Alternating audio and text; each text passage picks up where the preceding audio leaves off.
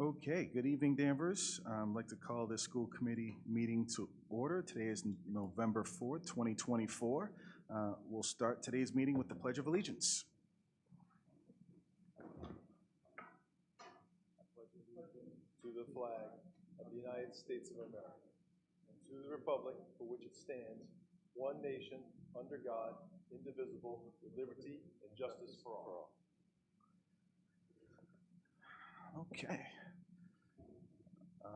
Going to read the Danvers Public Schools mission statement. Danvers Public Schools is a dynamic community of independent learners dedicated to respect, responsibility, creativity, and the pursuit of academic and personal excellence.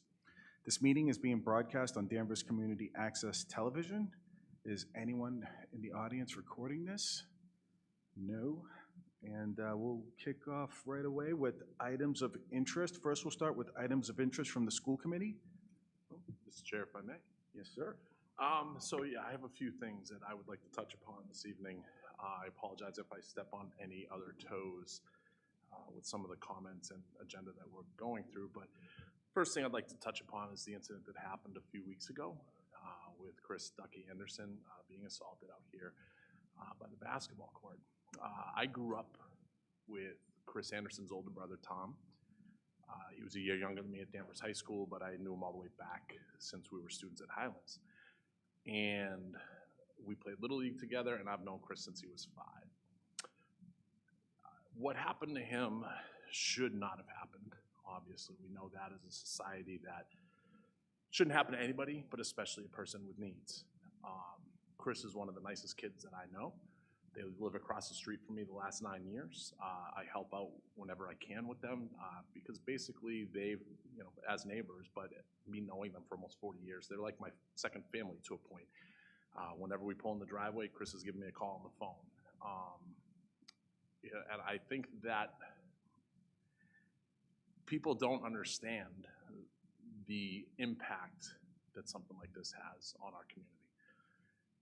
It's not something that we need to go crazy and go vigilante on everything. I want to thank the Danvers police for calling me. I was the one that came down when Mom wasn't home. I was an hour away. I came back and I went to the hospital. I checked him out. I sat with him in the emergency room. And I know what that family's going through. And it's not easy for anybody. So I want to thank the Danvers Police Department for doing what they're doing. They're stepping up, and they're keeping the family well in the loop. Everything you hear Mrs. Anderson say, thanks them, because she knows every step before it happens. So I just wanted to put that aside. That's something that is not just a news thing for me. That's something personal, and that's something that I just needed to get off my chest that I know people have been talking about for the last few weeks. The other things I want to talk about real quick are positives. I want to congratulate our athletic programs at Danvers High School. The football team is playing Foxborough in the state tournament on this Friday. Boys soccer is playing at Weston tomorrow. I want to give a big congratulations because I coached the girls varsity team for 19 years with Coach Hinchin. Best of luck to Coach Hinchin, Coach Hills, and the rest of the crew against, I think that's Dedham tomorrow. Yeah, Dedham tomorrow at home, as well as volleyball had a great season. Coach Guillen in his first year. Cross country, they have sectionals on Saturday, states the next week. Will Conklin was the runner of the year. And also I want to recognize Bryce Clark from the golf team for qualifying for the state individual tournament. Danvers High athletics, since I was in high school, has always achieved a lot of state tournament, and I graduated in '93. So for the past way too many years, we've had some great athletics, great coaches, and a great just community within that athletics. And lastly, to roll off of that, this is my 13th season as the stadium announcer at the football games. And I just want to say we celebrated the seniors from the band, the color guard, the cheerleaders, and the football team on Friday. And it was a great celebration. And I wanted to thank the booster groups from those three not only for helping me coordinate and make sure things went the way that they're supposed to go, but after the game, they came up with a nice little bag for me with a Danvers bag with my name on it, a sweatshirt, and a nice cup with my name on it. So I appreciate everything that they do for their children. But that's all I have right now. I appreciate you guys for letting me go. Thank you. Through the chair, as a parent of 2 band alumni, I'd like to recognize the band who also competed this past weekend at the New England Scholastic Band Association competition. It came away with a gold medal with a score of just over 90 points, which is actually 3 points higher than they received last year. So I'd like to just acknowledge the band and the color guard's hard work and dedication, and all the staff that guide them. So congratulations. I just wanted to tell Sean, listen, for what you did for Chris, and really is an example of what neighbors in Danvers should be doing for each other. And I know that quietly and behind the scenes, you do a lot of things for a lot of people, and very much appreciated. And the other thing is generally about that event. It's extraordinarily sad. It's a sign, sadly, of the times we live in. But if all of us redouble our efforts, whether it's schools, other adults, police, especially parents, hopefully this will be a sign for us that, hey, there's more to be done, and we all have a role in it. So, thank you, Mr. Chairman. Anyone else? Back to Mike. Mr. Shannon. That just reminded me that I believe we're coming off Kindness Week. To Eric's point, what do neighbors do for each other? What do community members do for each other? What do strangers do for one another? And it's my understanding that there were over hundreds of acts of random kindness that were delivered, acted upon throughout the community. So congratulations to all those young people who were involved in that capacity, and again, the staff that helped them find their way to these acts of kindness. All right.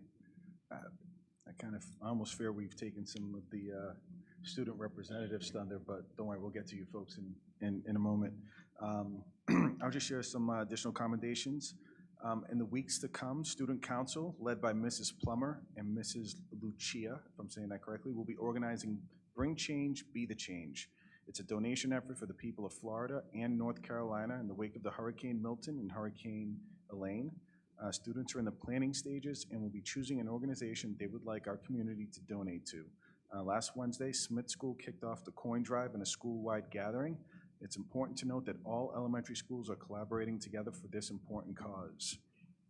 I'll also like to give a shout out to Will Conklin, NEC Cross Country Championship champion for the NEC, and also Georgia Prouty, who was selected as September Moynihan Lumber Student Athlete of the Month. And as Mike Shannon just called out, Kindness Week was last week. So students and staff celebrated kindness with week-long activities, including hundreds of acts of random kindness. Thank you to all the staff members who helped to plan and facilitate the events. And that's it from the school committee. Are there any public comments from the community?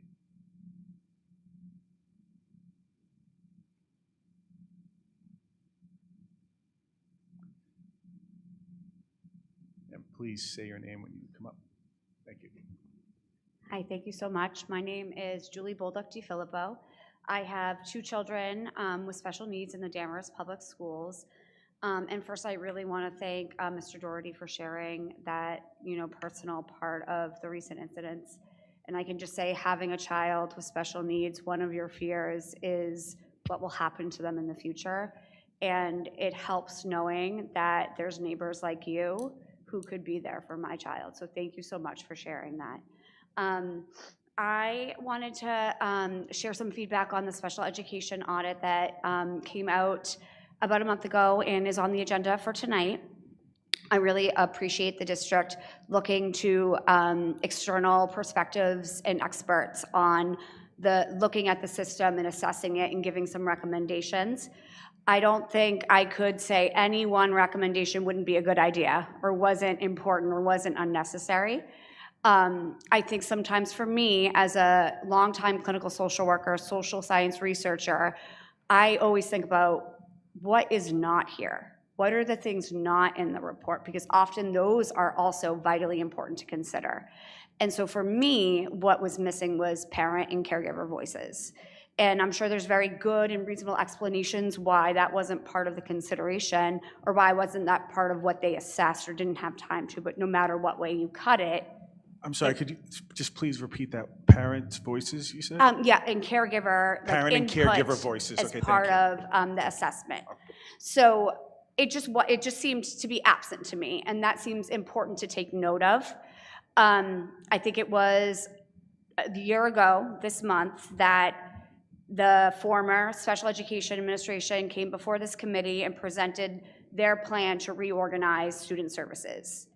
And, you know, from the parent end, there wasn't much input that parents got in that. We were told what was happening. Not asked for ideas before, during, and now we're in the after, and it still feels that way.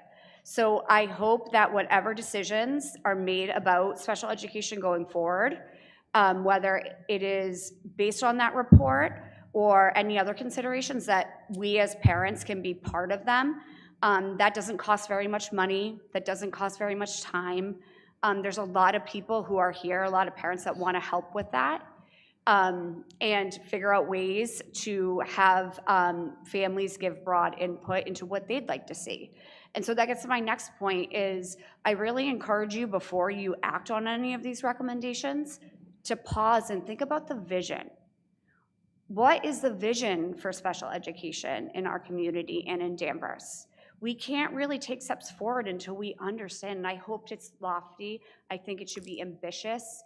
And the best people to help you articulate that are parents of kids with special needs.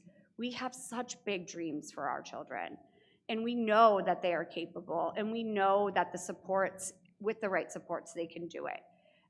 So I really hope that we can, while we need to, you know, get to it, and our kids definitely need support, the staff definitely needs training, and it's the first year of an infusion of funding. It might take a long time to catch up, unfortunately. But I do think there's a lot of things that we can do and that you can do that aren't gonna cost a lot of money or almost no money. And part of it is just engaging families and asking, you know, what do you think? What do you want for your kids? What's your opinion? So thank you. Thank you. Anyone else from the community? Okay, we'll move on for information from the superintendent, Mr. Bauer. Thank you, Chair. We'll begin. Just some updates and items of interest for the committee and for the community as well. But we're going to start off with our student representatives, who have a lot of information to share with us tonight, I can see. Hi everyone. So we just wanted to start by saying that we're going to be including more of the elementary schools updates into these updates now. So starting off with one from Smith. So the Smith students and staff continued on the tradition of giving back to the community and enjoying a day of giving. So Smith commemorates this day by not only having a special lunch, but they also had a drive where they collected non-perishable items for the People to People food pantry. And it was a wonderful way to give back to the Danvers community, and it was just in time for Thanksgiving. And then this year's Day of Giving will be on Wednesday, November 20th. So large boxes will be available for students to place their non-perishable items into, and students and staff are looking forward to coming together as a school family and being part of a very special tradition that they do yearly. And then to make this day extra special at Smith, students and staff are welcome to dress up in a fancy way, and whatever that means to the students and staff, they can dress up in a fancy way.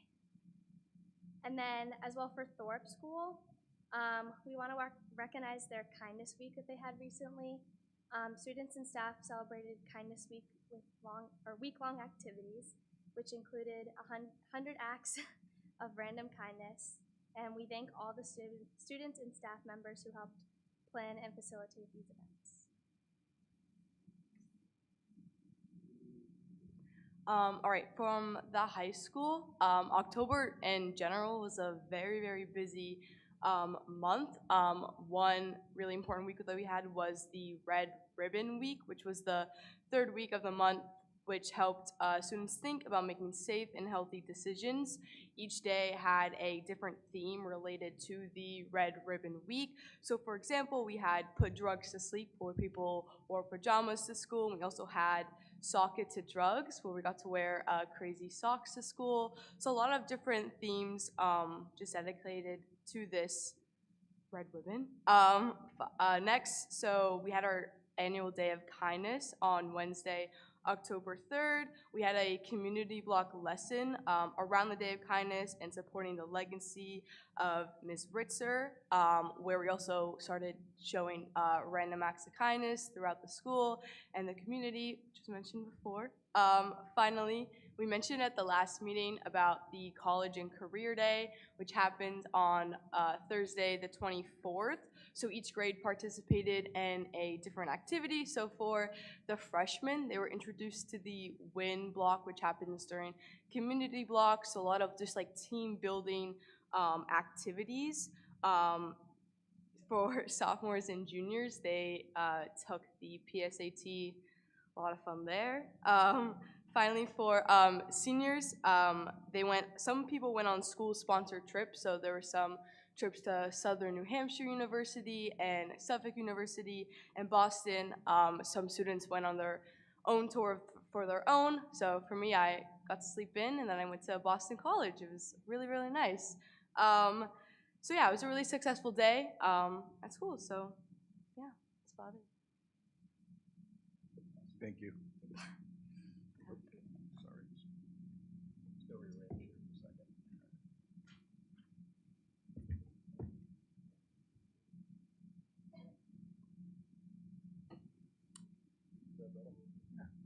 Appreciate it.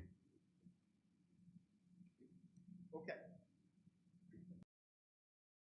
Thank you for the great report, but what about the upcoming musical?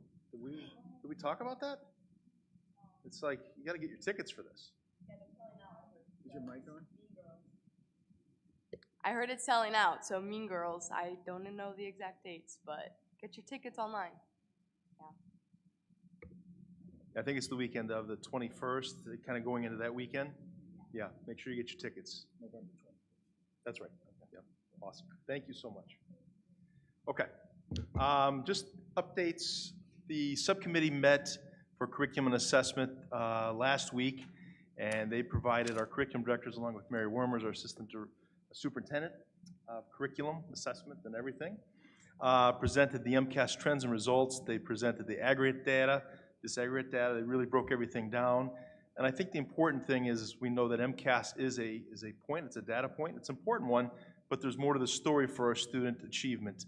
But I'm proud of the work that they're doing, but more importantly, it's the work that is being done from the results of the MCAS, digging in, looking at ways that we can help and address areas that are not meeting standards where they should be, but also other interventions we can add. So it's a big process, a lot of work, and I had the opportunity to sit on a few of the meetings with Mary and the team at the middle school, and they're really working to work for student achievement. And then we looked at accountability data, which I'll touch on a little bit. But I think the big piece is that the local data is critical because that is what's happening now. It's actionable, whereas MCAS, we wait a year, then we get the results back. But at the elementary level, the DIBEL score is the baseline. You know, there's a lot of promise, but to share baseline data is baseline data, right? I think it's more important to share the data points as we get into the halfway point and the end of the year to see where the interventions have fallen into place.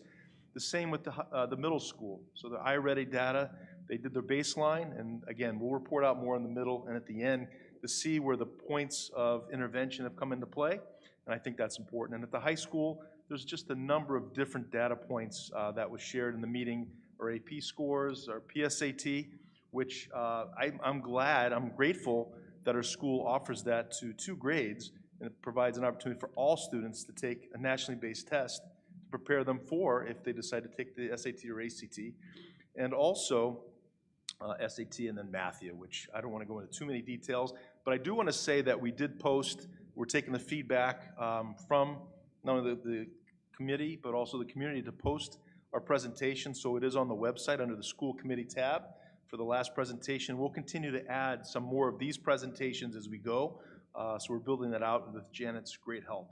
Thank you very much, Janet, for that help.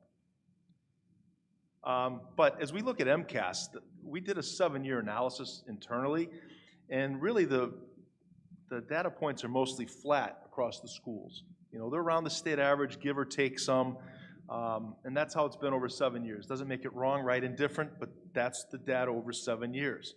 That's before COVID. As we know, COVID was a big blip, and a lot of the schools, particularly middle school, is still trying to rebound from that. But I think the point that the highlight is that the elementary schools, they're all across the board slightly or even more than slightly above average in math and ELA. So I think that bodes well, particularly gaining traction with some of the changes that came into play, but we'll see how this goes.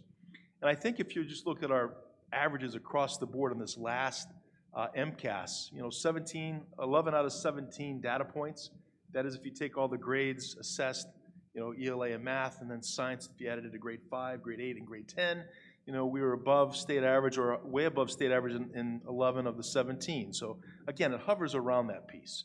But I did want to point out that in ELA, our grades 4 and 6 were above state average. Math, grades 3 through 5 above state average. So again, you could say, was that the math interventions that went into place last year? Is it all the fun stuff when we have our, I can't believe that, right? ST math. Like every time I go in the elementaries, they're doing ST math. And is it a result of that? We don't know. It's actually a bigger picture. The MTSS blocks at the elementary level, you know, we'll start to see the results come out over the next year or so, because that went into play last year, we feel, with success. And science at grades 8 and 10 were above the state average. So there are a lot of positives, but we can always do better. But again, it's a data point. The state accountability, the district accountability, we did improve to 41%, which puts us in a category, you know, obviously not where we want to be necessarily, but when you weigh everything in, there was student growth that we've seen that goes into it, improved attendance, which is part of it, opportunity to take advanced classes, so that all weighs into it, and certainly it's a point where, you know, we're looking for all factors. But what I really want to talk about, right, and again, you can get the details on that presentation. The thing that I think about all the time is, are our students prepared for success after high school? Again, test scores don't always indicate levels of success. They just don't. But it's the whole experience that a student comes with when they walk out of our doors. Do they have opportunities? And opportunities could look as going to college, for a 2-year, military, job, it doesn't matter. Do they have the skills to be successful? So when you look at just the basic data, so I thought, let's look at SAT data, right? That's a national test.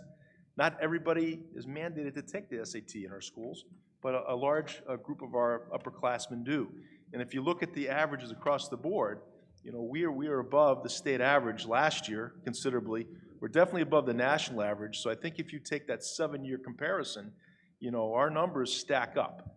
Now, again, you can't use that as the sole data point for success, but I think that's just a piece to say, all right, where are we comparatively speaking? And then if you look at, again, college is not the end-all and be-all. It's not for every student. But the students last year, we have a high percentage that do go on to college. It's over 81%, right, which I think is a good percentage. And we had over 68 different colleges represented, which I think, again, that's not the sole piece of success. That's a piece of it. And I don't know how much the community knows, but, you know, we had students go to Amherst, Arizona State, Bentley, Boston College, Holy Cross, on down to our 2-year schools, Savannah Arts and Design School, one of the best in the world, on through to WPI, local. So we had a great smattering. So our students have opportunities if they choose to go that route. Again, some go into the workforce, they're successful, and some go into the military. Again, I feel that when you look at the AP testing, that's the last one. Again, this is not the data point that we all hang our hat on, but we should talk about this, where more exams were administered this year than over the last, you know, in the 3 years. And if I look at a strand before, we've been recognized for that. What does that mean? Statistically, we know that students that have the opportunity to take an upper level class one time in their high school career have a better chance for success if they choose to go the route of college or postgraduate study. That is proven data. So the fact that we have dropped barriers for access to these classes, I think, is critical. And if you look at the scores of 3 It's a 5-point scale. So 3 generally can give you college credit, generally speaking. I think schools are now catching on and they're ratcheting it up a little bit. I know Mike's shaking his head because, and same with my son and daughter as well. But the bottom line, the percentages have increased. You would think statistically, if you offer to test more, the 3s may drop, but they haven't. So what does that say? I think that personally that we're doing a great job through the continuum from pre-K to 12, although it may not necessarily show up in our MCAS scores, but I'm also with the caveat that we have more work to do. There are more gaps that we need to close. We're working hard at it, but I think this is just an example of some of the data. I'm not trying to sugarcoat it because I know we need to improve, and I know that we need to improve for some groups as well as all groups. So I applaud. I know special education is in the under the microscope, and it should be, because that is part of our programming for all students. As that improves, it improves for all students the experience. So it goes into the piece where it ties in well with vision that was mentioned earlier, is that we are looking, right? Strategic planning is coming up, and I know that's not specifically for special ed. We are working on that piece, but for our district, and again, I'm going off agenda a little bit, but our visioning opportunities are coming up, and we want everyone to weigh in. Their voice is important to build the vision and our core values for the future of the district. So I'll get off that tangent unless the committee has any further questions. No, I think I just have a comment where I want to thank you. And you know, from the committee meetings, I love data. And the most important thing for me is, the proper representation of our students in our community. I think as a whole, we, parents and, people who come into the town, they have this, over-reliance on like a great school score. And it has this, connotation of Danvers and the performance of the students in the schools.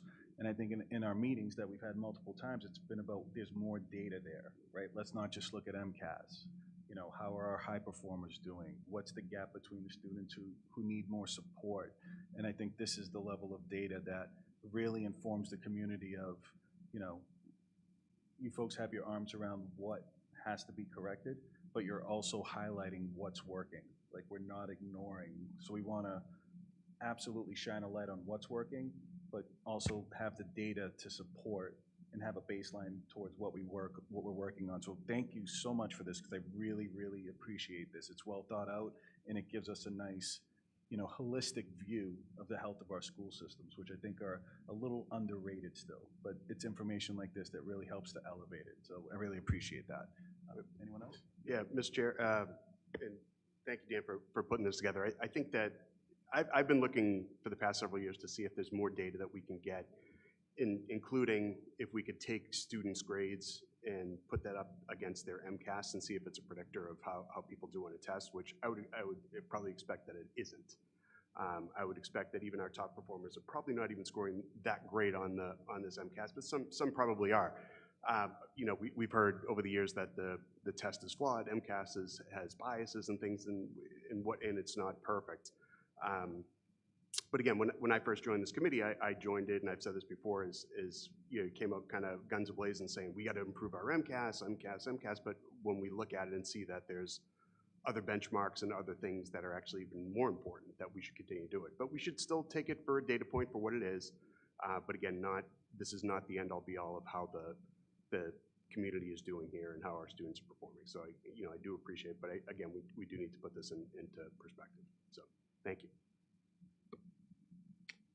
Yeah, I was pleased to be able to sit in on the curriculum subcommittee meeting. And what I was struck by, among other things, first of all, a nuanced approach.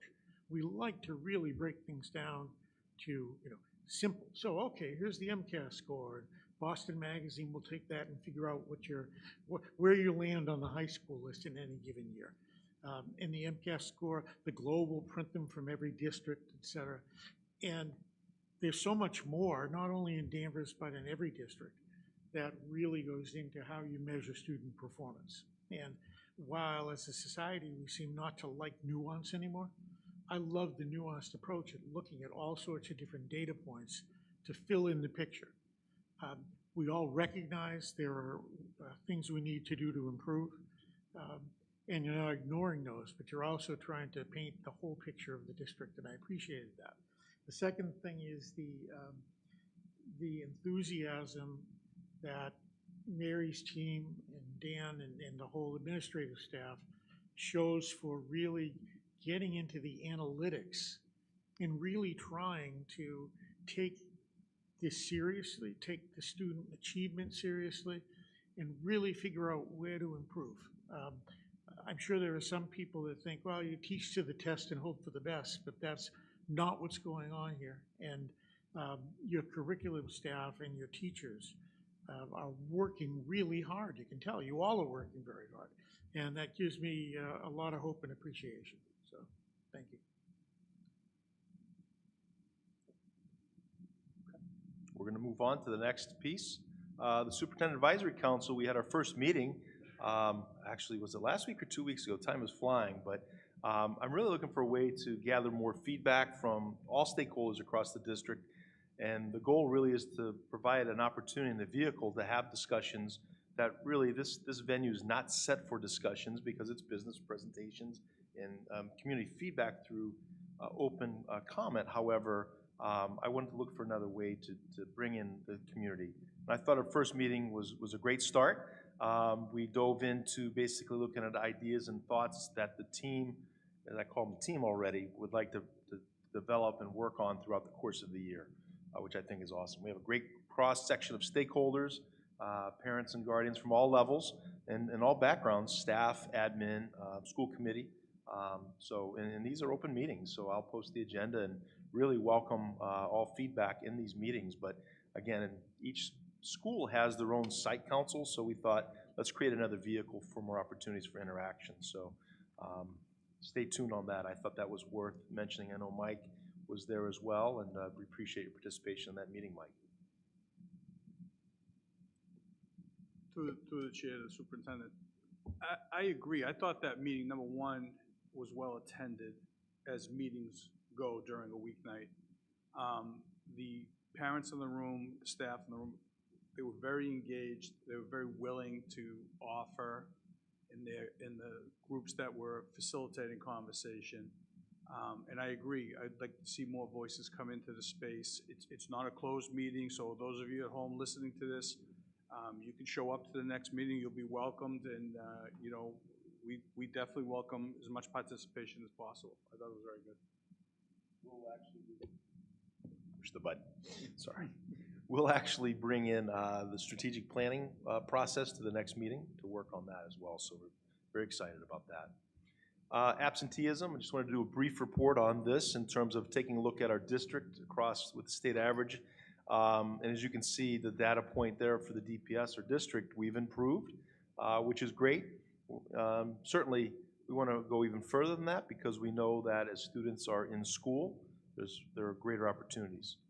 And certainly, there are a few things to consider. We've developed, and Jim Sullivan and his technology department did an outstanding job putting together a dashboard that our administrative team can view. We can look at each school. We can break it down by grade. We can break it down by subgroups to take a look at absent trends, those not in school or those in school, and it actually is granular as looking at individual students.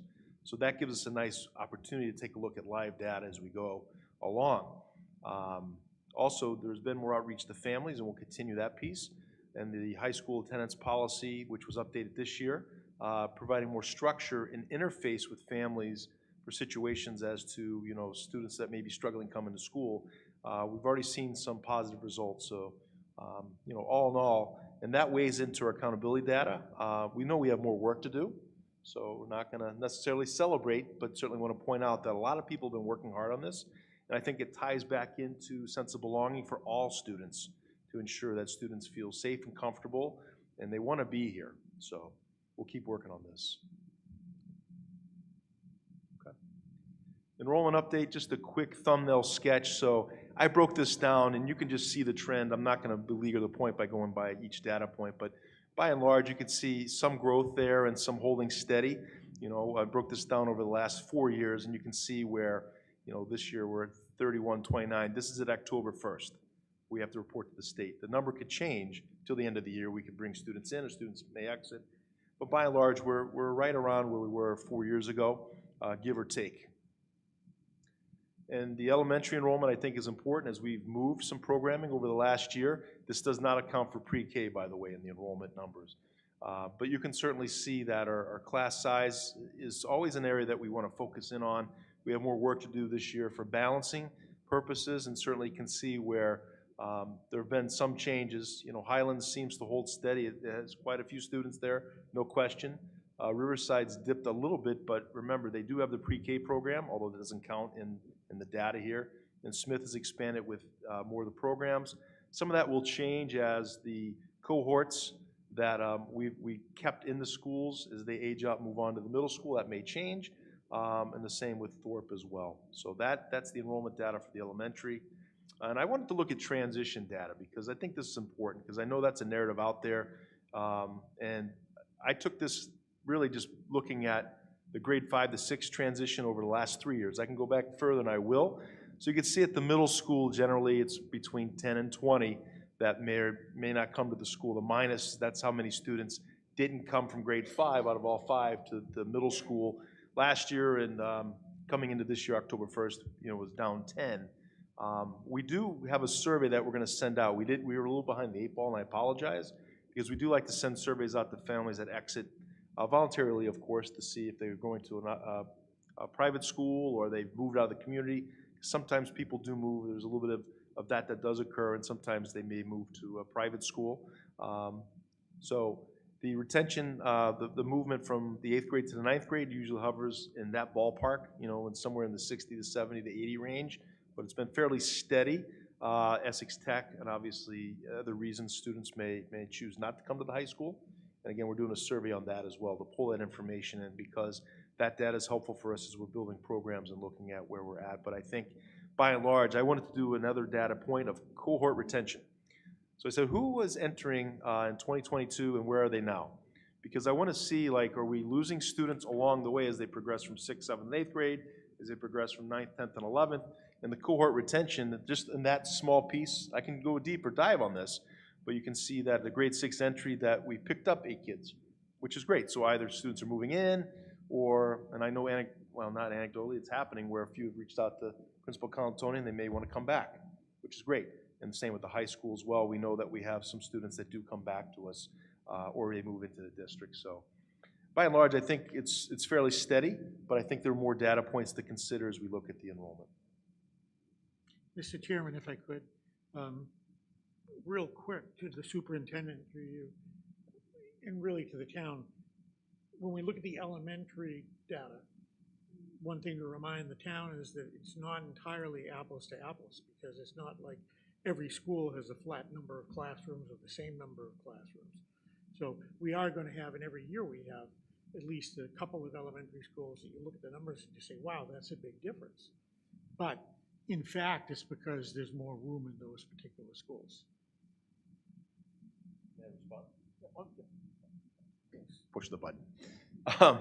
Yeah, that is something that the team works really, we do have flex zones, and we do have some situations where families in flex zones may opt for one school over the other, and I know we really need to take a hard look at that, because you're exactly right. Some situations might call for, do we run 2 or 3 kindergartens? Mm-hmm. That's the basis. And we did talk about planning last year. As we're still evolving our plan, we thought, Smith has plenty of room. Mm-hmm. It still has room for more, but at this point we said pause because we brought programs into the school. So we chose not to start building kindergarten and try to build a whole, because we have room to do that. We chose not to because of the transition of students coming into the building, which I think was the right decision. But I think when you look at that point, you're exactly right, because there's some that may have 3 third grades versus 2, and it fluctuates as the cohort moves through.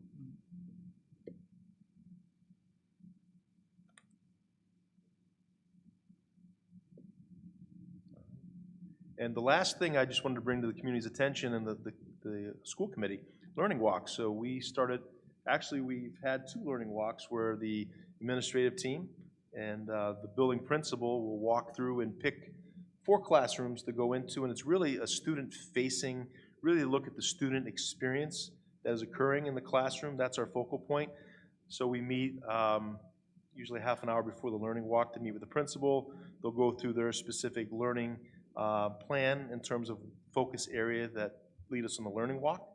And so we use that for point of data as we're going through the 4 classrooms, we meet afterward, and we put together a list and look at themes and see where we're at to see, did we find out areas that really match and reinforce the areas of focus, or really are there some areas that we need more attention? And it's been a positive experience in the last two, and the goal is to get through every school twice. The first round is really just a smaller group of the administrators and the building principal. And when we get to the high school, middle school, their assistant principals will join us. Student services, they're with us as well, which is a critical piece to breaking down silos. The second round will bring principals from other schools to really get a cross-section of what's happening in the other schools, which I think is important. We're trying to do this with a low bar, in a sense of just creating a sense of understanding and comfortability, because as a teacher, knowing when you have 5 administrators coming into your room, and that can really, it's distracting. But we're there really with the same purpose. We want to see what our students are doing. We want to be able to see and help in any way we can, central office support that mission. And when we come back to you, budget time and such for planning purposes, it all mixes and matches. So we talk about increasing accountability. This is part of it, but I will tell you, I thoroughly enjoyed the experience, and Mary did. Mary, I don't know if you want to add anything to it, because Mary has done a lot of work helping organize this. I'll push my button. No, it's just been a great experience to really work with the building principal and walking through the classrooms and seeing the great things that are happening in our schools. So, and for all of us, I kind of have a calibrated eye on what we're looking at in the classroom and seeing the work that the students are doing. So. Yeah, so it was a lot of fun because, when I go on Thursday for my full-day visits, I purposely don't take a paper and pen in the classrooms. I just want to be able to interact and talk to students and say, how are you doing, and what are you learning, and what do you do if you get stuck, and how do you ask for help, and just to see holistically as the school culture. But the learning walks are definitely more focused with an opportunity to really dive into student learning, which, again, I think it's been positive. The feedback has been good. So, and I thoroughly enjoy it, but it was the highlight to go into the school, so. And just to add, each school gets to choose their area of focus. So we ask them what's the problem of practice that they are working with their faculty on, and what's really important to that school. And then we go in and look at what's happening in the classroom with the students and what the students are working on with that lens that they picked. So it's not district driven, it's school driven. And that is the superintendent report. And open for any questions through the chair, if that's. Any questions or comments? Okay, on to unfinished business. All right, so the first motion here, the superintendent recommends a second reading of updated DPS policy JIE and rescinding existing policy. So moved. Second. Okay, any discussion? I think this one's pretty straightforward when you look at it in regards to Title IX. Any comments or anything? Nope, this is strongly encouraged by our attorney, so it's pretty straightforward. All right, all those in favor? Aye. Aye. All right, opposed, none, the motion carries. Item B, the superintendent recommends a second reading of updated DPS policy ADD. And do I have a motion? A motion to accept. Second. All right, any discussion? Okay, all those in favor? Aye. Aye. Opposed, none, motion carries. Okay, on to new business in the monthly budget report. All right, so if we could have our esteemed Pam Crum come forward and present the budget update.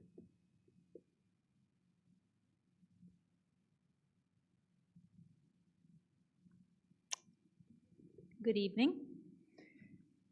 So I prepared 2 documents, I guess, for this evening. One is the typical monthly budget report for the month of October. It is, and I should have noted on it, it is truncated because this meeting is falling relatively early in the month of November. In order to prepare the data for you, I did have to cut it off before Thursday in order to, which was the 31st. So it is a little bit truncated, but as luck would have it, there were 3 payroll cycles in October, so we did hit 2 of them, as reflected in this report. The 2 items I guess I would draw attention to are the I guess, deficits that are noted on the instructional assistance line and with the extended services, which is the EYS, the summer program that is run by the special ed department.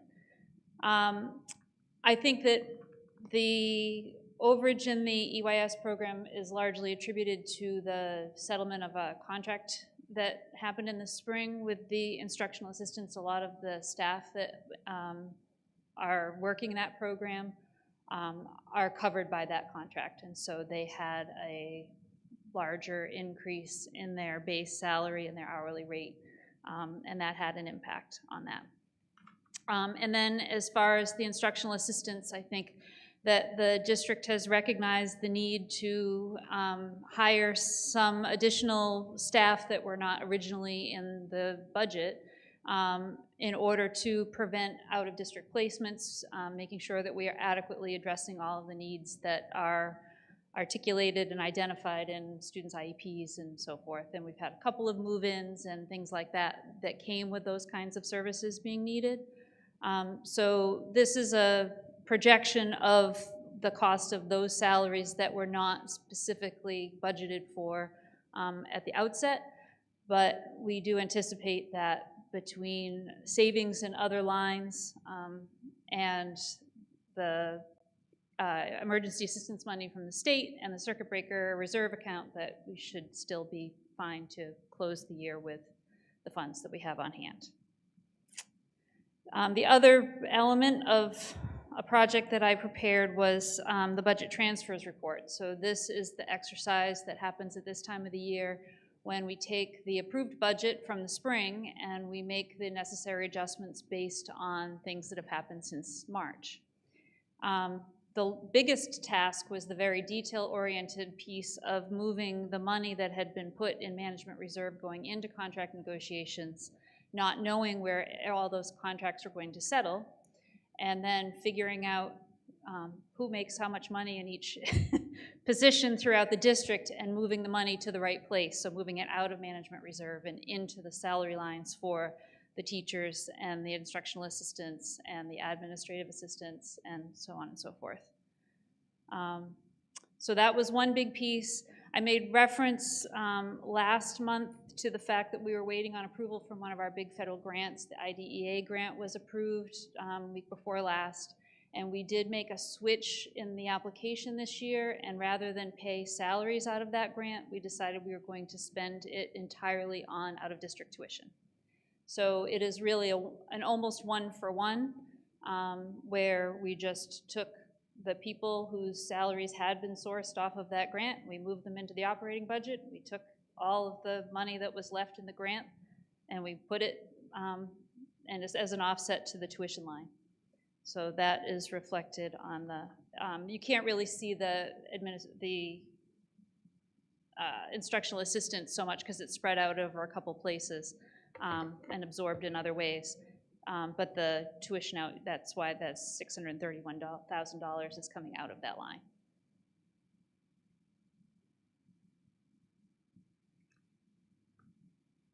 Any questions? Oh, I guess in the operating budget, I did take into account the fact that the EYS program did cost a lot more than it has in prior years. It probably had been a little bit underfunded in terms of the amount of staffing that was needed to sufficiently adequately run that program and meet the needs of the students that were going to be participating in that program. And then also the impact of that contract settlement, it seemed warranted to just put the money where it needed to be for that program. Very generic question. I genuinely don't know the answer to this. With the transition of Steve Bartha leaving, does that have any impact on like the discretion of the town and circuit breaker, or is that already like highlighted for school? So the circuit breaker money it comes directly to the district essentially. It goes into a dedicated account for that purpose, but it is a calculation that is done based on a filing that the Student Services Department does over the summer. It reports to them all eligible expenses from FY24, and then the state does a calculation based on the money that was put into the state budget for this purpose. They will basically reimburse the district for 75% of the eligible tuition costs and up to 75% of the eligible transportation costs. This year, we ran into a little bit of a cap on, or the impact of the fact that it is a finite resource, that state money that is set aside for that purpose. So they were able to reimburse districts the full 75% of eligible tuition, but only 44% of the eligible transportation. Last year, that number had been higher as a percentage. We have to pay the full cost, and then the amount that they can reimburse us is somewhat limited. So that circuit breaker money goes into an account that we can access. That's what we refer to as our reserve fund, because we can carry it over from one year to the next. And we have some idea of what is going to be there carried over, so we can use that as an offset. The impact of Steve Bartha moving out of Danvers professionally, certainly we're going to miss him because he's been a tremendous partner and advocate for the schools. But he worked very closely with Rodney Conley, his finance director, and Rodney is going to be assuming that role for this upcoming cycle, at least until they name a new time manager permanently.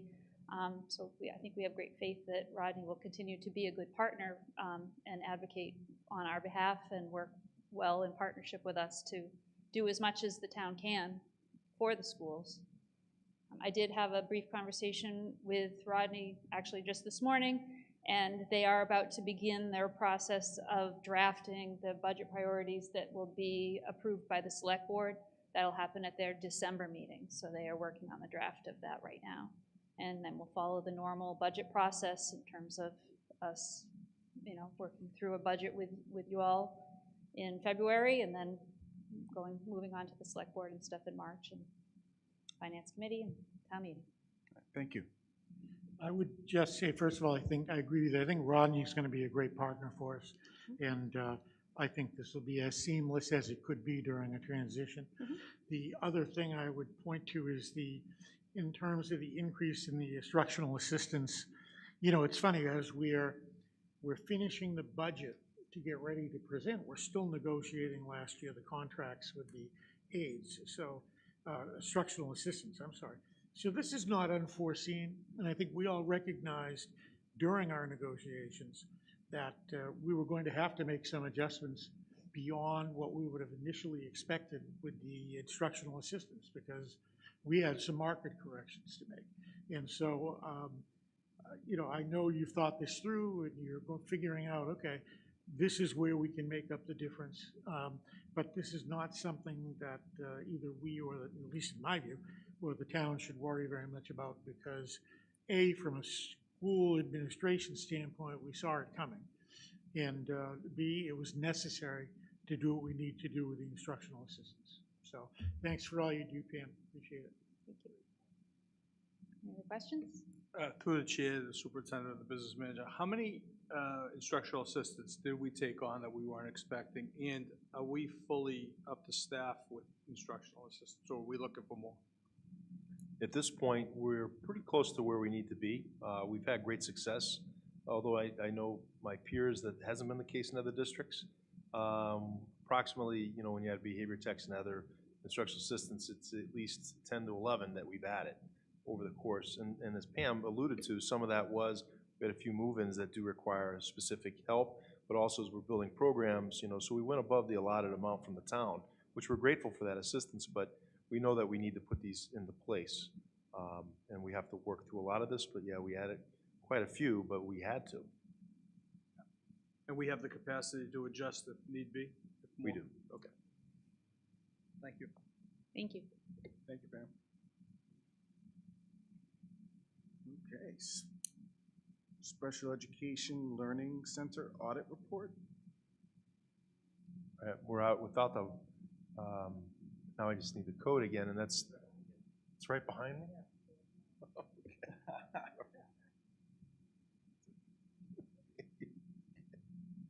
Thank you. We back up? Okay. Actually, I was going to have Christine, if you wouldn't mind coming up to introduce our guest, and if I can bring this up. There we go. Good evening, everyone. I'd like to introduce Jessica Thompson from Constellations Behavioral Services. She, as well as one of her colleagues, Kelsey Churchill, has completed an audit of our learning centers from pre-K through 8th grade. And so with entering the district in the summer, one of the pieces that was really important to families, staff, and students was really what do our learning centers mean and what's the best approach moving forward. And so Jessica is going to tell us a little bit more about that. Thank you. Okay, I will be your guide, so just give me the nod or the old-fashioned. I I'll change the will. slide for you. Certainly. Well, let's kick it off if you wouldn't mind changing it right now. Thank you. So hi, everyone. Thank you so much for having me today. My name is Jessica Thompson, and as Christina mentioned, I am a consultant from Constellations Behavioral Services and a Stepping Stones Group. In addition to being a consultant, I'm a behavior analyst, and I work with Constellations and partnering with districts to support them in developing their behavior analytic programming within their district. My colleague, Kelsey, was not able to make it today, but she played a huge role in this process during the audit and spent a lot of time on the ground with staff and team members. And so I will try to do her parts justice as I go through some of these things with you today. Just to give you a little bit of information about Constellations Behavioral Services. So we were a company that started in New Hampshire and have steadily moved to Massachusetts and Maine. We support about 40 different districts across all 3 of those states right now. So you'll see just from most of the names that are up here are specific to New Hampshire, with our growing clientele that are in Massachusetts, with Danvers being one of those. One of the things that I just want to point out too is that the goal and mission really for Constellations is that we work with districts on increasing their internal capacity. So a big part of the work that we do is to ensure that we can build district capacity through staff training. And another piece is through building their ABA programs to ensure that we can meet the learners that are accessing specialized programs within their community schools. All right, so the goal of the program evaluation was really to take a deep dive into the learning centers and see if they were in alignment with evidence-based practice, and then to establish what actionable steps were necessary to make any improvements. And one of the things that I just want to say too, as we got started, is that the teams were really, really very welcoming. This was a really, really positive experience for both Kelsey and myself, as the teams were very open. They were incredibly collaborative during the entire times that we got to spend together. Christina, Derek, and Marla, as the special education administrators, were also just very welcoming to us. So it was a really positive experience. We do use a variety of different methods and evaluation tools when we're going through this. So a lot of it is through specific quantitative data. So we have 2 specific checklists that we work through. One is our ABA program evaluation form, and that is specifically looking at the methodologies of ABA. So ABA, looking at what are socially significant behaviors or behaviors that will support all people in accessing quality of life and educational opportunities. And then our other quantitative checklist that we used is an internal checklist that was created by Constellations Behavioral Services that really identify what are the pieces that are needed to sustain a program over time, what moves it from being person-specific to system-specific. And one of the biggest things that we see within districts is at times the people are the core of what we do, but when they may leave, some of that core goes along with them. And so ensuring that we're creating enduring and sustainable programs it's important to have those systems and procedures in place to maintain that. We spent a lot of time interviewing staff as well and completing surveys across all of the staff that were present in the program. Additionally, we looked at different documentation and we met with the administration to really identify what the goals might be. So the goals for this program evaluation, which were completed in collaboration with the Special Education Administration, was really understanding what the mission and vision of the program was. So why does everybody come here every day? What are we doing here? Understanding specifically what are the student needs? What do the students need to be successful, to meet their goals? What are the student outcomes? So if we are saying that we're going to achieve this, are we actually doing that? Looking at what are the staff roles and responsibilities, what does professional development, what does staff training look like, what are the systems for consistency, efficiency, and sustainability, what's the vertical alignment across the district, so ensuring that there are those transitional pieces, that every student has a pathway to success, and then what are the progress monitoring systems that are in place to ensure that we're meeting our goals. Oh no, it's blank. Well, this visual should, that's okay, I'm good with my hand, so it's fine. Oh.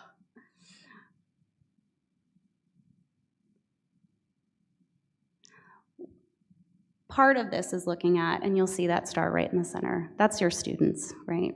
And so as a part of the process is really looking at what are the pieces around the student to lead to their success.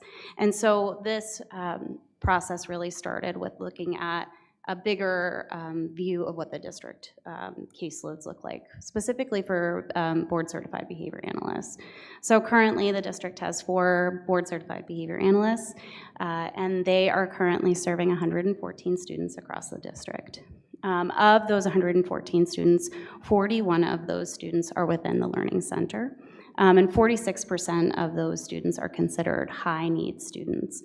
And so a part of the evaluation process is really looking at, you know, what it exists within, and are the resources there and in place to ensure that the students have what they need to be successful. All right, you can go to the next one. All right, the findings. So our ABA evaluation form yielded 47%, and our program checklist score yielded 49%. Some of the key pieces that came out with that was that there was a strong need for educational and behavioral assessments. So what we noticed were that there was inconsistencies in the types of assessments that were being used to guide programming specifically. And there was a need also for curriculum and scope of programming for students to ensure that they had all of the students within there had really adequate educational opportunities to be successful. A need for staff training on ABA methodologies, so that was inconsistent as well. So some staff had some robust training and others had not. Additionally was a need for consistent progress monitoring. So one of the things that I would like to just point out is that these scores, well, it seems low, right? So everybody gets a little bit nervous when they see these low scores. A lot of this is because of inconsistencies. And so I think that's really important to point out, is that our measures are very conservative in the fact that we want to see these things be consistently achieved across all locations in all schools. I would also say that our goal, our number that would indicate to us that a district is doing really well is about 80%. So while everybody wants 100% and A+, 80% is really where we're shooting for these particular measures. And then finally, the need for improved program systems and procedures also came out within the quantitative data. Through interviews with staff, the staff they really, really appreciate and value one another. I think that's a huge strength and takeaway from this process. That was very much indicated through conversations with staff. They're seeking consistency and alignment too. They want to be able to collaborate together and work together towards a common vision and mission. And they're seeking guidance and understanding to ensure that they can align their programming, and they want to have the resources that they need to be successful. And that was something that was pointed out, was that they didn't always feel like they did have the resources necessary to operate effectively. Some of the survey findings, which were opened up broadly to all specialists, direct staff, teachers, BCBAs, was that the staff identified a strong connection within the program, but not necessarily always within the larger community. And that they may not feel completely prepared to do their job adequately every day. And then that they inconsistently demonstrated a shared goal. Through observation and document review. We did look through, website, and the pre-K had probably the most robust kind of explanation of what might be considered a learning center. And so there was absence of specific program descriptions and inconsistent implementation of ABA methodologies due to varying levels of staff training and knowledge, insufficient instructional assistance support at times to ensure that teachers were able to provide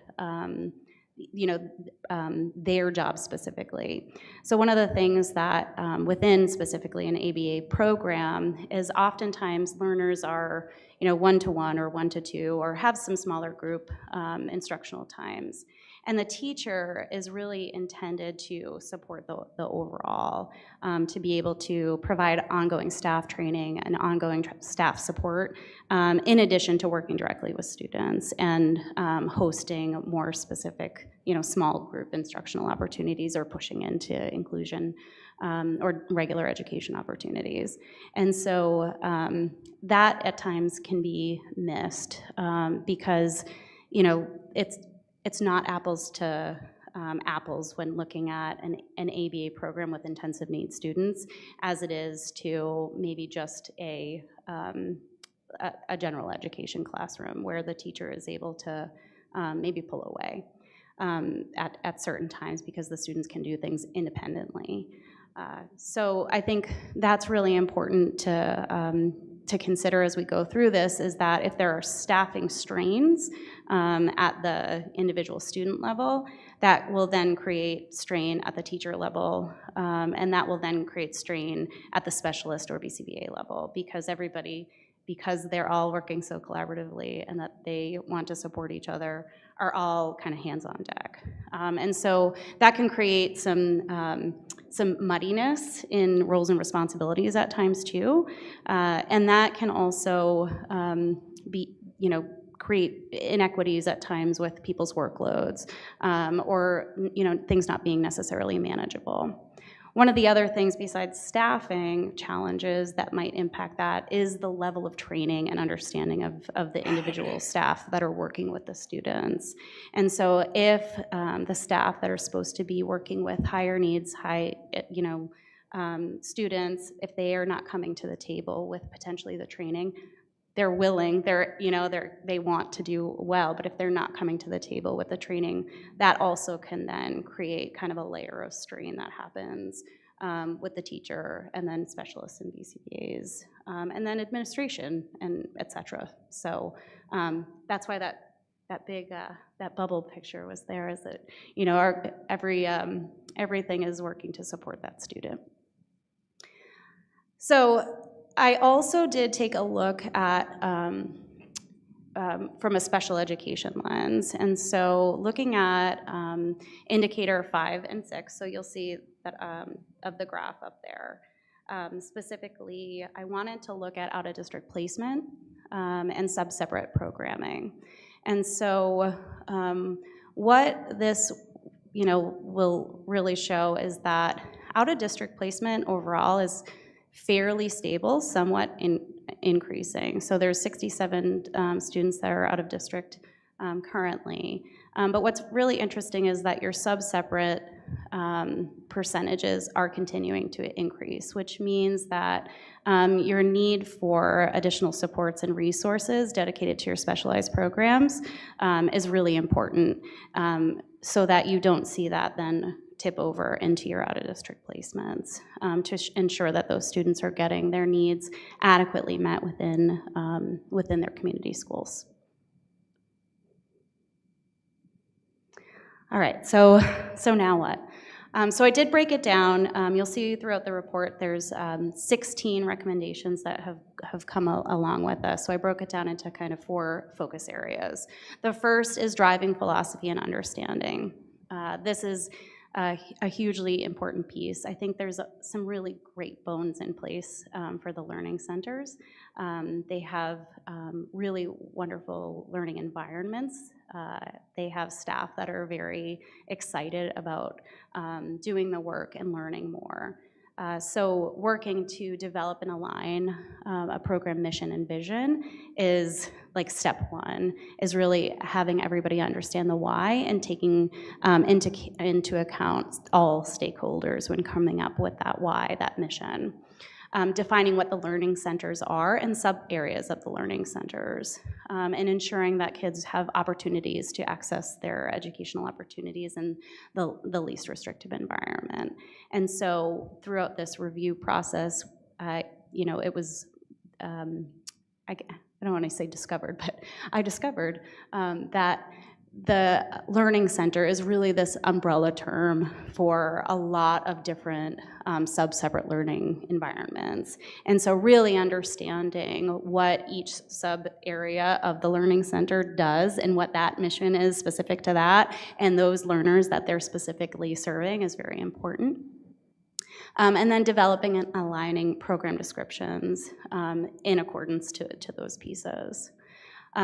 And then looking at how does that create a pathway for each student across the district? So across, from your early learners to your secondary learners, all the way through postgraduate. So I think it's really important, especially for families, to also see what are the opportunities that are available for my child to support their needs best and that are going to match and meet their needs best.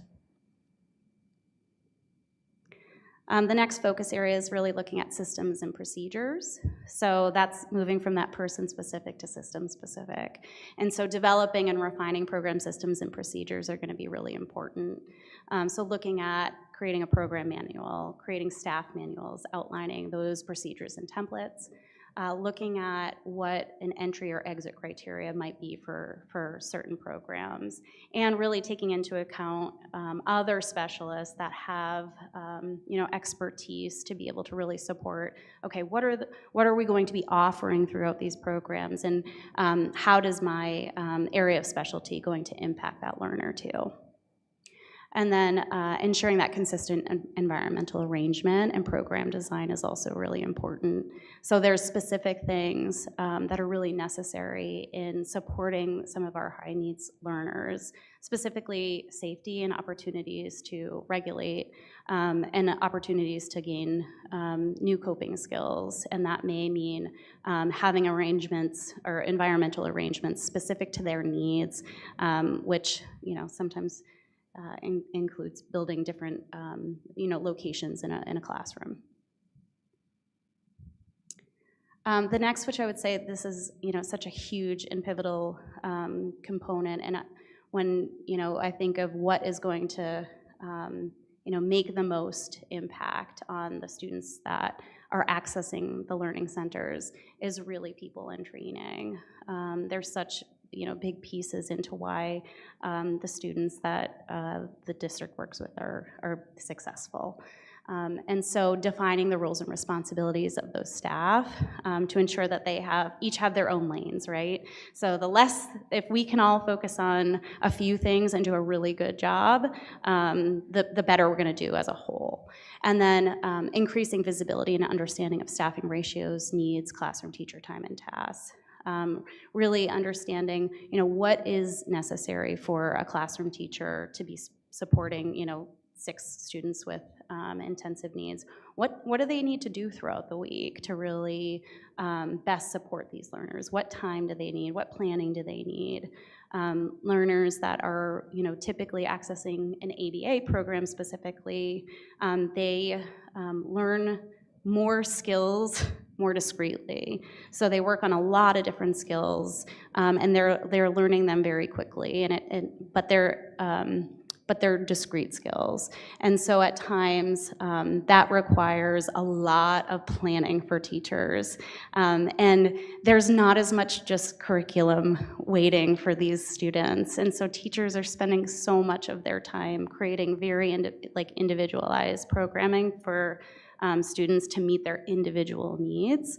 And so that can sometimes be underestimated in the amount of time that it may take to program effectively for them. And then finally on that one was just the competency and training for staff and ensuring that they get a foundational level of knowledge specific to ABA methodology to ensure that they are coming to the table with foundational knowledge to best support their students. And then the next focus area is essential resources. So that was a big thing that came up in conversations where staff not always feeling that they had the appropriate resources to do their jobs. And so looking at what are the consistent assessments that are going to be driving programming, what are the curriculums that could be used to support teachers better, and what are the scope and sequence of some of that programming. How can we work to refine educational and behavioral programming? How can we give them template-specific things so that they're not always having to recreate the wheel? Looking at what are gonna be the key things that can remove some additional tasks from their plate and to make things more efficient. And then reviewing and refining the leadership structure. So, you know, throughout this process, I did have the opportunity to look at the special education audit, and there was a suggestion to look at, you know, what are some of the special education administration structure. And so looking at the Learning Center as a huge undertaking, consideration of adding a specific role to specialized programs is something that would likely be beneficial, especially when you're looking at how do we create consistency across all of these locations, across all of these teachers, across all of these you know, different players that are involved in this. And then finally, for essential resources, a big piece of some of the work that Kelsey and I did was meet with the BCBAs to really unpack and understand their caseloads. And so one of the biggest things is that 114 students, you could say, you know, like 20 each, and it doesn't sound so bad, but when every student has individualized needs, especially when you're having a lot of high needs, BCBA time can go very quickly. And so there are a lot of things that can be done without adding additional BCBAs to ensure some of those efficiencies. One of those things is bringing in additional training support that are operating underneath a BCBA to help them do some additional tasks with the BCBA supervision. And so the district right now does have some behavior technicians with a higher level of training that could operate underneath a BCBA to support training and implementation of some of the behavior analytic program. Additionally, staff training. So just like we talked about with the tension or the squeeze that comes after every layer, if we have staff that are adequately trained and we have teachers that are adequately trained, that will put less pressure on the BCBA time and making their workload more manageable. And then finally, looking at MTSS and the multi-tiered systems of support and ensuring that there can be behavioral support at all levels. So at the universal level, considering at school-wide supports, classroom level behavioral supports, at the tier 2 level, so looking at what are some of the targeted group supports that are necessary for students so that they don't bubble up to that tier 3.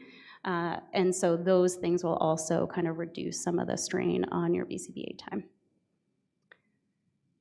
And then finally, which I think is an incredibly important piece, is looking at culture and connection. And that was that big bubble, right, is looking at the schools in which these students are accessing their education and their families who are supporting them. And so I think, increasing family involvement and communication is a huge piece of the success of the learning centers, and adding additional parent consultation with service providers. That, though, will put additional needs on some of the service providers, but it's a important piece, especially when you have learners that may not always be able to fully communicate with their families, and they have additional needs. And then fostering culture and connection to the school community is such a big piece of all of these learners' success, is to ensure that they have community connections. And so additional training is likely going to be beneficial to the schools in which some of these specialized programs exist within. So in summary, I really do want to emphasize that there's really great bones here. And that there's dedicated committed staff, there's great classroom spaces, and the classroom sizes are really where they should be, which is really important. And oftentimes that's not what we see when we go in to do some of these audits. And so I think that there's a lot to do, so prioritizing is gonna be obviously very important. And so looking at aligning the learning centers at the educational levels, creating program descriptions, developing that visual pathway, and then creating those short and long-term training initiatives, I think are gonna be incredibly important. And then as well as leveraging some of your behavior technicians to support underneath your BCBAs as trainers. And then creating a strategic plan is going to be very important. So creating measurable objectives, timelines for specific rollouts, stakeholder input, and then feedback loops for continuous improvement will be valuable. And that's it. So thank you all so much. I know it was a lot to take in. No, thank you very much for that. And I think I'll just make the first comment again. Thank you. I mean, this is the second consecutive meeting where we're taking some serious deep dives into our school and our programs, and I love that we're bringing like an external view to really help us, reshape, how we look at, our program. So that was very thorough. I'm really excited to see what outcomes come from this, and that's kind of it. So thank you for your time. And yeah, any other comments? Yeah, no. Yeah, thank you. No, I think it's great that we're continuing to echo what Gabe is saying about external resources like yourself and taking a look. One of the questions that I actually had before, and you answered with the summary slide, is how would you prioritize? So what do you do to stop the bleeding right now? Like, how can you address it? And you put together a pretty good plan, because I was looking through 16 things and I was getting overwhelmed myself looking at like, okay, well, what do we do first? So yeah. I think you gave a pretty good roadmap for our team here to implement. So thank you. Yeah, great. Through the chair to Ms. Thompson, thank you for your report, to your colleague. So is our contract with you now done tonight as of this report? Or I guess, how does the process move along with someone like you to come back in and put your eyes back on us to see what kind of progress we're making in some timeline? That's a really great question. So we have an ongoing contract for this school year with the special education team. And one of those checklists that I had reviewed, that internal checklist, was completed collaboratively with each teacher within each classroom. And the goal for that is really a progress monitoring benchmark. That can be completed as much as monthly, but typically bi-monthly, to see what the progress towards specific goals are. And I think for this committee here, looking at what your progress is towards each of those goals will be valuable information that I'm sure that we can provide to Christina to ensure that you can see how things are progressing, at least from that lens. And then with the strategic plan to see like what are the,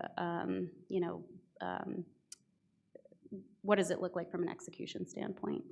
Did that answer your question? It does, but okay. as a follow-up. Yes. There are, to me, and Josh just said, a lot of actionable items here. Would a reasonable amount of time to address those be beyond a school year, as I anticipate they are. Yeah, absolutely. So I would say. So if we wanted to maintain a relationship with you, is there a next step to be able to do that? Is there, so Oh, that, could we contract beyond this school No, year? no. Without Yeah. like a full report, but as to be, or would we have to do the same thing again for you to come in and reevaluate our score? I guess it would really depend on where, And let me make it, can I make it more simple? Sure. How do we know that we've moved beyond the 49? that can be done with that progress monitoring Okay. tool. Great, Yeah, thank you. yeah, sure.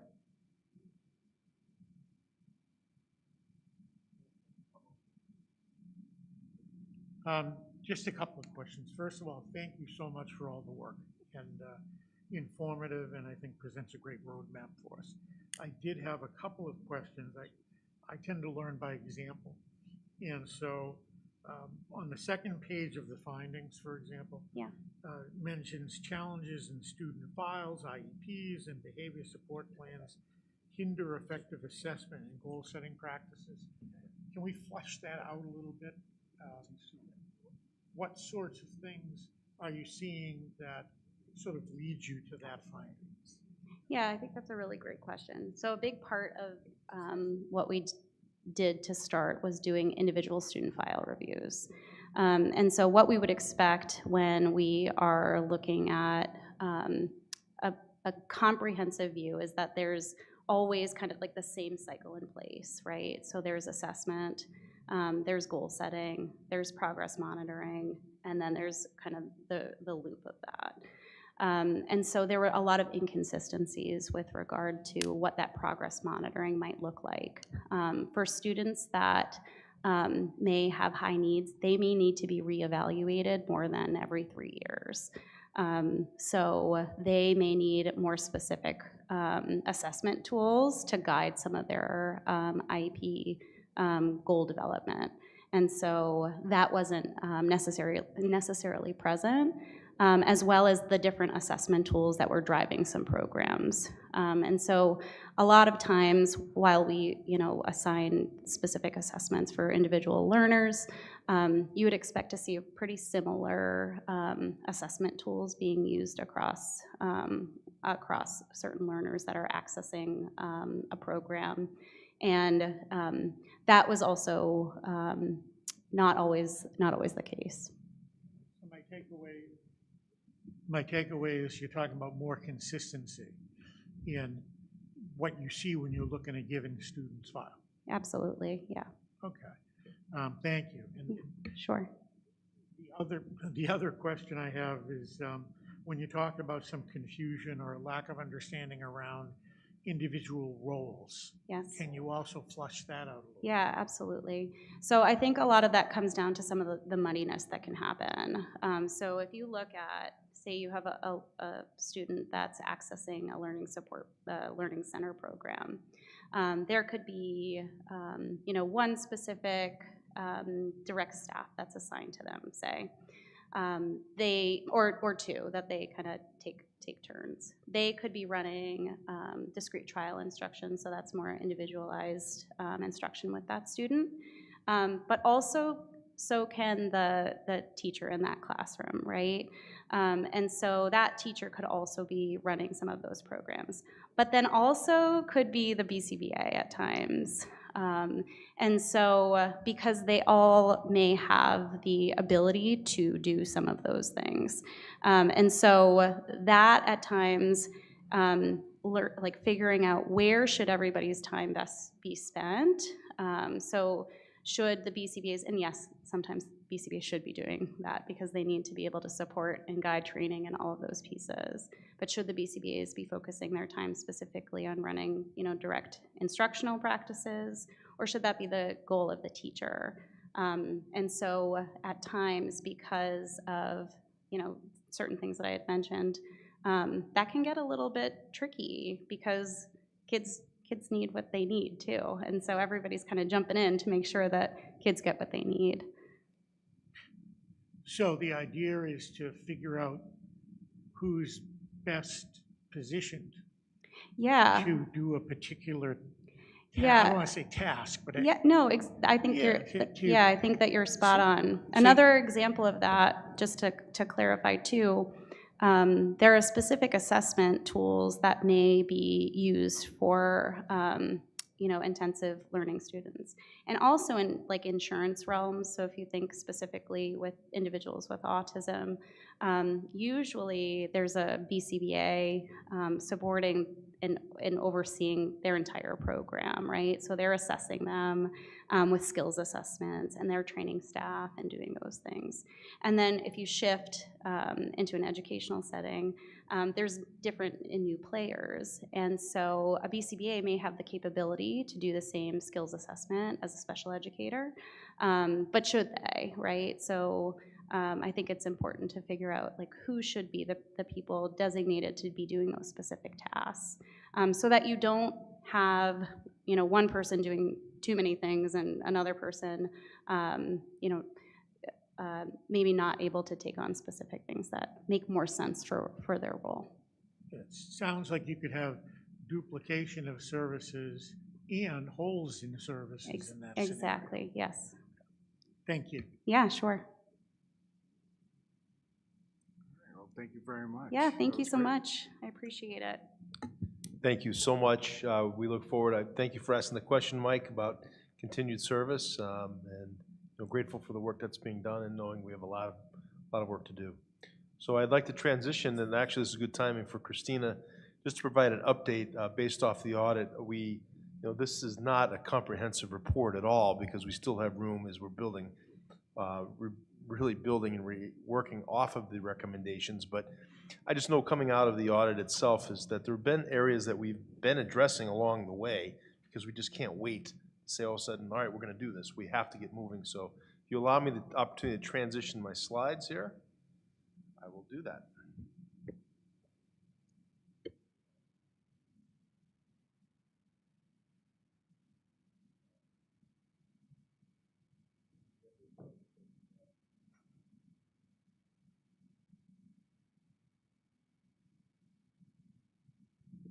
Okay, take it away, Christina. Thank you, Mr. Bauer.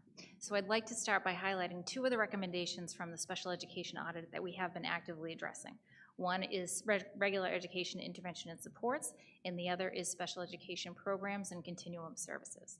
I'd also like to highlight some of our short and long-term goals for the department. Next slide, please. So the special education audit made 7 recommendations that we should be addressing. For this particular purpose, we're going to be talking about 2, which are regular education interventions and supports, as well as special education programs and continuum of services. One of the important pieces that was highlighted, in my opinion, was creating a separate system for holding 504 meetings and developing 504 accommodation plans. And so in order to do so and establish such a system, we had to begin with training. So this summer, we had our legal counsel come and train our administrators. And then in October, we had our legal counsel return and train all of our related service providers. So that would include social workers, speech pathologists, BCBAs, OTs, PTs, anyone who might be in attendance at one of these meetings to make sure that we really discuss the updated regulations and compliance, as well as how to access and complete the appropriate documents on our software system. The next finding addresses the special education programs and continuum of services. And so as Ms. Thompson just highlighted, we have a lot of work to do as far as redefining our in-district specialized programs and really highlighting what our vertical alignment of these programs are. So we solicited 2 different proposals from 2 different companies to really determine what was going to be the best match for us. We chose Constellations for that reason that you highlighted, Mr. Shanna, which is really they are here to do the work alongside us and really to provide that ongoing training, coaching, and feedback that we need to make sure that we're actually able to do this work.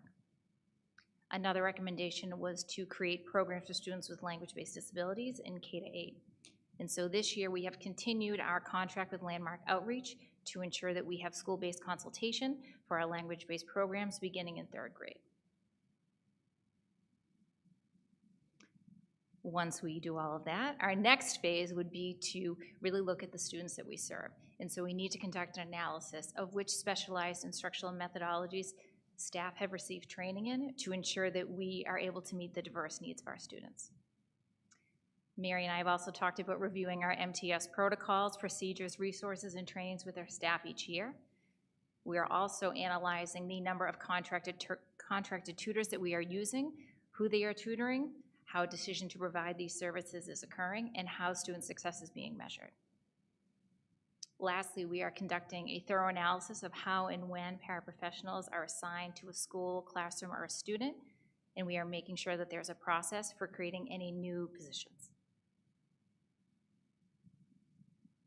Our long-term goals would be to create a team chair structure as an administrative role, and also to have our early education coordinator act as a dedicated instructional leader and team chair for our earliest learners. Mary and I have also talked about our multi-year and scaffolded professional development plan to really ensure that our general education teachers have the MTSS strategies and supports that are necessary in training in the best instructional practices and standard-based curriculum for our students. I would like to return back to future meetings to really provide updates on these areas. Are there any questions I can answer?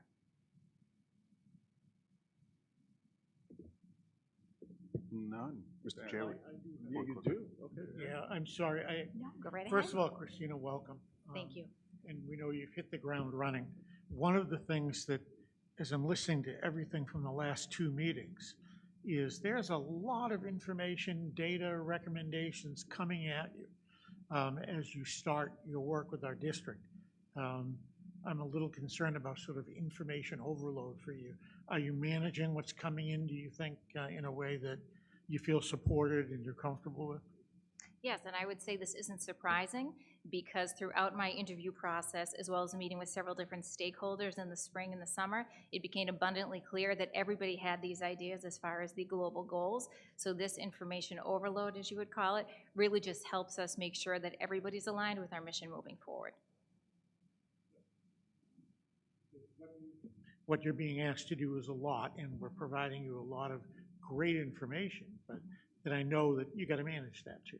So, thank you, and like I say, report back, and we'll support you here as best we can.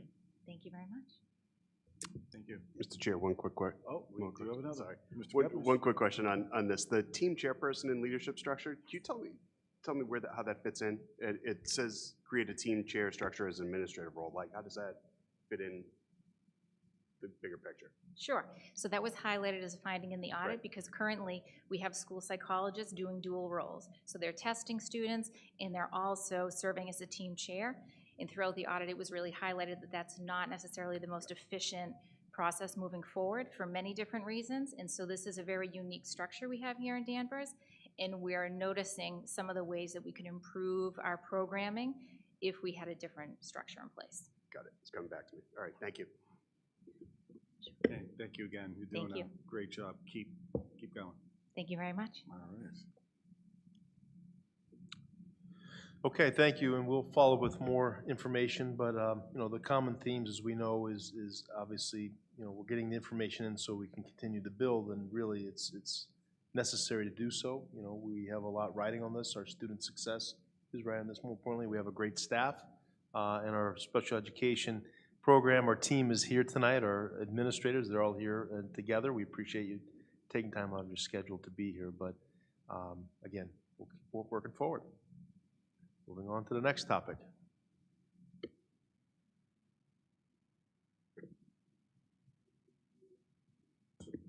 Fiscal year 26 budget timeline. And I mean, I'll just make another comment in regards to everything that we're seeing. I think it just demonstrates the budget process that happened last year, what we committed to doing, and you and your entire team are delivering on it. So incredibly impressive, and again, let's just continue with not only all the analysis, but the follow-up. This is exactly what we'd expect from, you know, asking for extra dollars from the town. Thank you for that, and we know we have a lot of work to do and certainly trying to put the ingredients together. We're doing the best that we can, but I think this ties in well because ultimately we come back to the budget process. I wanted to cover the timeline just in generalities, and as Pam talked to share with the committee today, a lot of work is being done on the side of the town. They built the vision, so we're waiting for some information to come back in terms of you know, targeted areas in terms of the schools, and, and that allows us then in turn to work with our team to develop the budget process. So as it works, we'll talk about this, and certainly some highlights, the workshop and the hearing. We'll have those in February as we try to wrap this up. But the timeline is such, and it's already beginning, so we are meeting tomorrow with our administrative council after, well, there's no school tomorrow, but at 3 o'clock to start the process. So Pam will be sending information out to the principals in terms of their operating budgets, just to look at lines, make comparisons, to make adjustments. We're working on the personnel side, so we want to gather all this information through December, so then that way we can start compiling this down, so when we get to February, we're able to hit the budget workshop running with our priorities and come with the proposals. So as we work through the budget workshop in February, by the end of the month at the hearing, then we're in a good place to, for the support of the school committee moving forward to formulate the budget. That will move on ultimately into March, where it was a select board, April, where it moves on to the FinCom, the Finance Committee, excuse me, and then annual town meeting in May. And then before we know it, July starts the fiscal year, and then the school year starts in September. So the process goes on as we work. So we are doing an analysis, and I'll present to you in terms, next month, in terms of the planning from last year, the allocations, where that meets, and I just want to be transparent because we are very appreciative of the support, but we know there's a lot of work to be done. So the hard work is going to be over the next month, developing our priorities and what we want to address. So getting the information out now is important to formulate the plan. Again, so, working hopefully off a level service budget, which is important, and then working for the process where we determine the need, review our current resources, and then look at all the areas that we'll bring into the budget. So it's quite a lot of data. Our AC meetings will prioritize the ask, so we'll rather grab the data in December, finalize that, start working. So in January, honing down to when we present the workshop in February. So we'll have a lot of individual meetings with Pam and myself, with all the department leaders, to review all the items that we need. And the budget workshop, ideally, and we did this last year, was the first time, and again, I thought that was a pivotal moment that really allowed us to really hone in on any priorities that maybe weren't addressed in the budget or areas that you wanted to strengthen further. So we hit total alignment when we hit the hearing process to move on to the select board. So I thought that was a great process, so that's just the overview of that. So again, I will have more specifics as we meet with Rodney and his team, just to develop timelines and more specifics in terms of the strategy he'd like to take moving forward for this year. So that's all that I have for just the quick timeline sketch out for you. All right, thank you so much for that. And finally, the order of business. And we have a consent agenda here. It's a motion to approve the fundraising requests. Should we do as a consent agenda? Fundraising requests, homeschool requests, and field trip requests. And there's a personal memo in there. Do I have a So second? moved. Second. All those in favor? Aye. Commentary? Discussion? None. Discussion? No, none? All those in favor? Aye. None opposed, the motion carries. Mr. Secretary. I move to approve. Gotcha. I move to approve and release the minutes from the October 7th, 2024 regular meeting. Second. Is that a motion? I'll second his motion. Yeah. Any discussion? All those in favor? Aye. Aye. Motion carries. Communications, I'll just throw it out there if anyone has any updates for any subcommittees that they're participating in. Okay, no updates. Any updates from the superintendent? Yes, if possible. I know legislation, nothing specific, but I just will tell you there's continued advocacy on the part of Sally Currens, our state rep, and Joan Lovely, our state senator. I spoke with Joan on Friday, obviously to ensure that our funding continues for EA programming.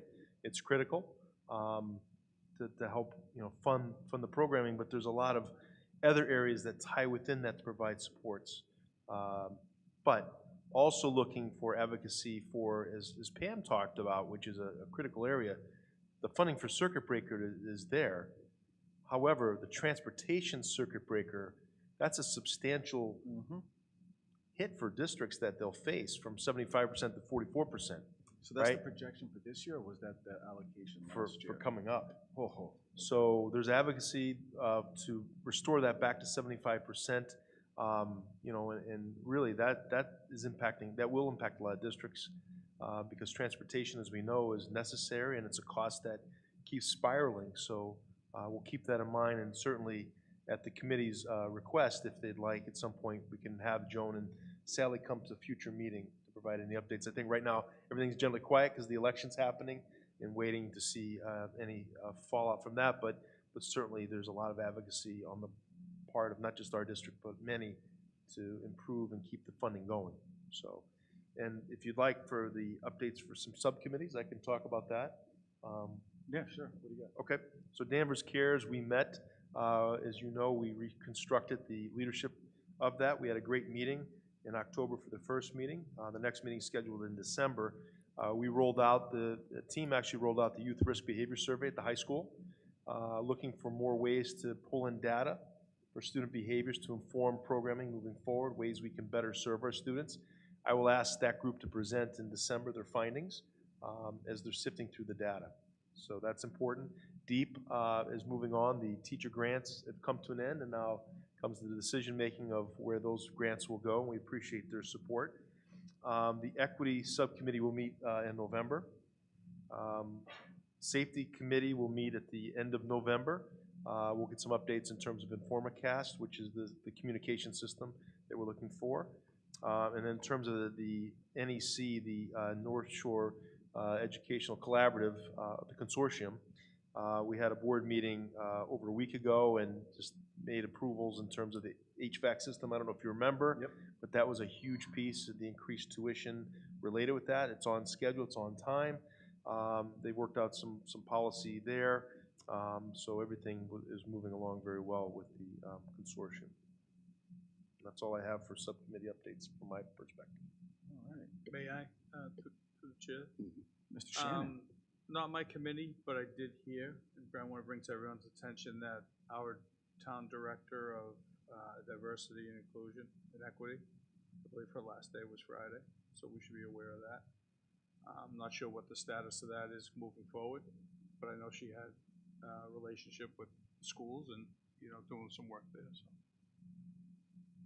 Oh, thank you for that, and a lot of people didn't know that, and I just found out myself. I didn't know. Yeah, so definitely want to thank Jasmine Ramon for her service and her partnership, and definitely would want to follow up and hear more about that.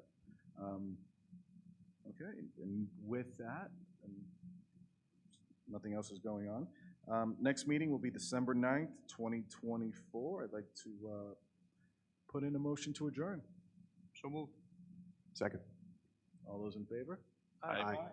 Opposed, none. This meeting's over. Good night, Danvers.